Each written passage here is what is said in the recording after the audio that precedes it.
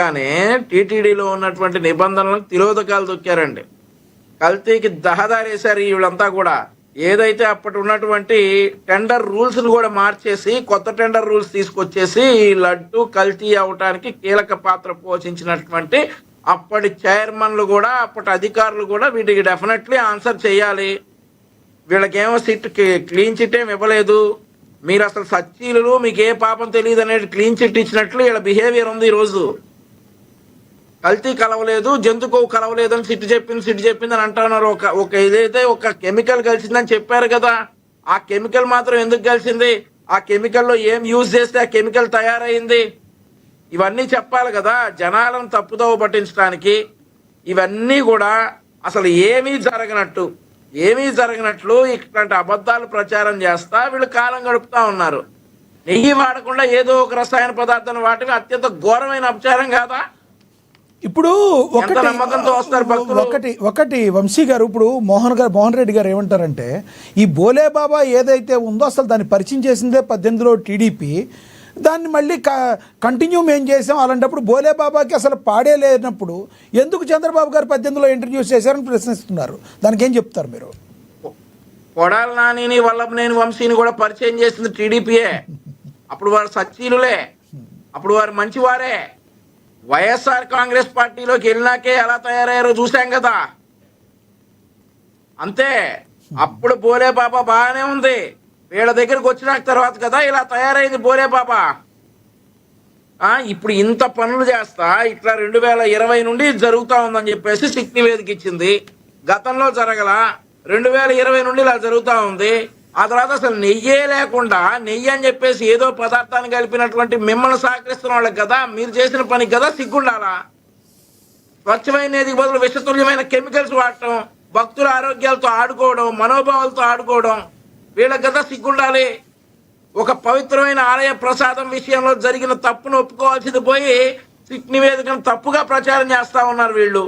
ఇంకా రాజకీయ పబ్బం గడుపుకోవడానికి సిగ్గు లేకపోవడంతో దిగజారుతున్నటువంటి వైసీపీ పుట్ట బరి తెగింపు ధోరణి చూస్తా ఉన్నారు ప్రజలందరూ కూడా. అందరూ కాదు కానీ ప్రతి విషయానికి పేర్ని నాని గారు రియాక్షన్ అవడాన్ని ఏ రకంగా చూడాలి?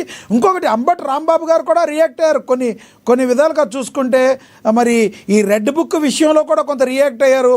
రెడ్ బుక్కి నా కుక్క కూడా భయపడదని కూడా మాట్లాడే పరిస్థితి అంబటి రాంబాబు గారు కావచ్చు. రెడ్ బుక్ కి ఎవరు భయపడరు? నా ఇంట్లో పెరిగే పెంపుడు కుక్క కూడా భయపడదని మాట్లాడుతున్న పరిస్థితి మీరు గతం గమనించారు. ఎవరని సార్ ఈ మాట? అంబటి రాంబాబు గారు. అంబటి రాంబాబు ఇంట్లో పెరుగుతున్న కుక్క కూడా భయపడదా? ఆయన కుక్క కూడా భయపడదు. ఎందుకు సార్ వైఎస్ జగన్మోహన్ రెడ్డి భయపడిపోయి వెళ్ళి ఢిల్లీలో ప్రెస్ మీట్ పెట్టింది? వైఎస్ జగన్మోహన్ రెడ్డి భయపడిపోయి ఢిల్లీ వెళ్ళిపోయి అదేదో రెడ్ బుక్ చూపించి మమ్మల్ని బెదిరిస్తా ఉన్నారని ఎందుకు చెప్పారు? అంటే అంబటి రాంబాబు ఇంట్లో కుక్క కంటే జగన్మోహన్ రెడ్డి ఇంకా భయస్తురా? అంబటి రాంబాబు ఇంట్లో కుక్కతో జగన్మోహన్ రెడ్డిని పోల్చారా? జగన్మోహన్ రెడ్డి ఎందుకు సార్ భయపడి ఢిల్లీ వెళ్ళి ప్రెస్ మీట్ పెట్టింది? ఆ తర్వాత వీళ్ళ నాయకులందరూ కూడా రెడ్ బుక్ రాజ్యాంగం అని పదే ఎందుకు సార్ అంటా ఉన్నారు? భయం లేనప్పుడు అసలు దాన్ని నెగ్లెక్ట్ చేయొచ్చు కదా, ఇగ్నోర్ చేయొచ్చు కదా. జగన్మోహన్ రెడ్డి ఎందుకు భయపడాలి? ఢిల్లీలో ప్రెస్ మీట్ పెట్టేసి నేషనల్ లీడర్స్ కొంతమందిని పిలిపించి మోహన్ రెడ్డి గారు ఏదో అడుగుతున్నారు మిమ్మల్ని. మోహన్ రెడ్డి గారు ఏదో క్వశ్చన్ అడుగుతున్నారు, అడగండి. జగన్మోహన్ రెడ్డి గారు భయపడతారా లేదా వంశీ గారిని కాదు చంద్రబాబు నాయుడు గారిని అడగమని చెప్తాడు. చంద్రబాబు నాయుడు గారికి తెలుసు, వంశీ గారికి తెలియదు జగన్మోహన్ రెడ్డి గారి గురించి. ఢిల్లీ కొండను ఢీ తగిలి తగిలి మగాడబ్బా, ఆయన గురించి ఏంది వంశీ గారు అలా మాట్లాడతారు? మీకు తెలియకపోవచ్చు వంశీ గారు, జగన్మోహన్ రెడ్డి గారి గురించి ఏం తెలుసు వంశీ గారు?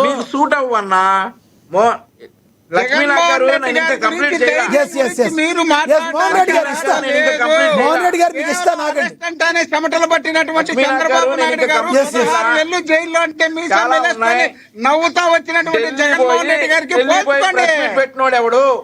పోల్చుకోండి. రెడ్ బుక్ ఢిల్లీకి రాజ్యాంగం అని పోయినాడా, చెప్పేసి అమెరికాకు పోయినాడా, భయపడినోడు పెట్టాడా ఎవడు? కాదు. జగన్మోహన్ రెడ్డి మీ భయపడతాడా నాయకుడు లేదా భయపడలేదా అనేది ఢిల్లీ వెళ్ళి? చంద్రబాబు నాయుడు గారిని అడగండి. మీకు మీ తెలియదు, నాయకుడు ఎందుకంటే పదే చిన్న పదే వయసు రెడ్ కదా. బుక్ రాజ్యాంగం అని మీకు ఎందుకు ఆయన గురించి ఏడుస్తున్నారు? తెలుసుకోవడానికి టైం దొరకదు రెడ్ కాబట్టి బుక్ రాజ్యాంగం అని మీ చంద్రబాబు నాయకులు నాయుడు పదే గారిని పదే అడగండి ఎందుకు సార్. ఎవరు ఎంత ఏడుస్తున్నారు? గొప్పోళ్ళో, ఎవరు ఎంత రెడ్ ధైర్యవంతులో, బుక్ ఎవరు రాజ్యాంగం ఎంత అని పదే పదే మీ నాయకులు మీరు ఎందుకు రాష్ట్రంలో ఏడుస్తున్నారో ఉన్నటువంటి అది చెప్పండి. పార్టీలన్నీ ఏకమై వచ్చిన లక్ష్మీనాథ్ గారు ఇలా రాష్ట్రంలో అనుకుంటా ఉన్నటువంటి పోతే మీడియా ఉండదు. మోహన్ రెడ్డి గారు, మోహన్ రెడ్డి గారు, మోహన్ రెడ్డి గారు, మోహన్ రెడ్డి గారు దయచేసి కాసేపు ఆగండి. ఆయన రాజధాని ఎస్ ఎస్ ఇస్తా మోహన్ రెడ్డి గారు, మోహన్ రెడ్డి గారు మీరు ఆయన క్వశ్చన్ ఆపనండి.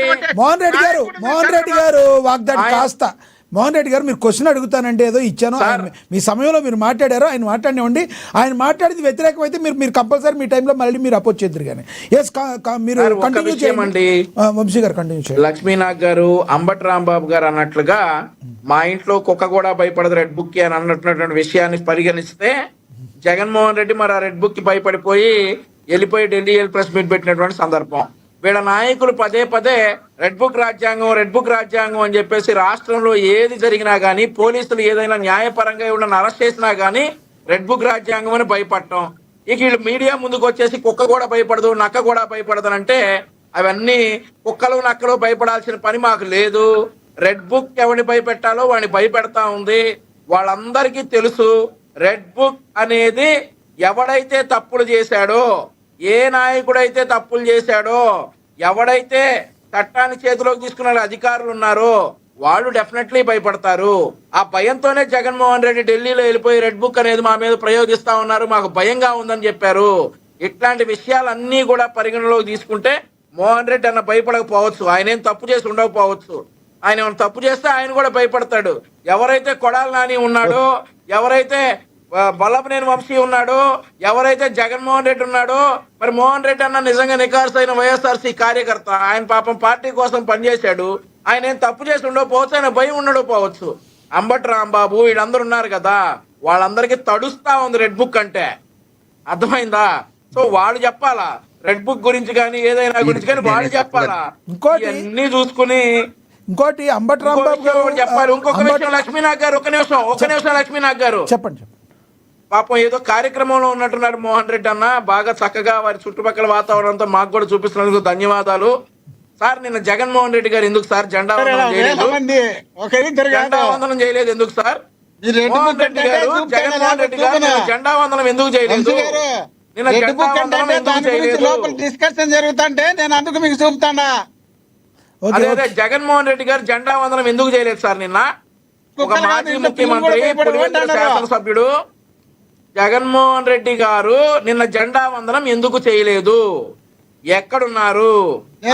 మాజీ ముఖ్యమంత్రి, పులివెందుల శాసనసభ్యులు ఈయన జెండా వందనం చేయలేదు. ఎందుకు చేయలేదు? మీకు భారతదేశం అంటే విలువ లేదా? మీలాగా పబ్లిసిటీ మనిషి కాదు జగన్మోహన్ రెడ్డి గారు. బెంగళూరులో ఆయన జెండా ఎగరేసే కార్యక్రమం చేస్తాడు. కర్ణాటక రాష్ట్రం కాబట్టి ఆ రాష్ట్రానికి మీడియాను పిలుచుకొని ఎగేసుకోవాల్సిన అవసరం జగన్మోహన్ రెడ్డి గారికి లేదు.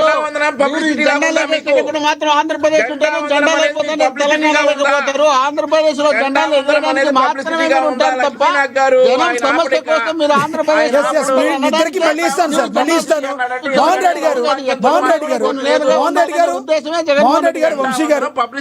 వంశీ గారు, మోహన్ రెడ్డి గారు ఒకటి అయితే గమనించాలి. సబ్జెక్ట్ సంబంధం లేకుండా మీరైతే ఒకటి అడిగారు.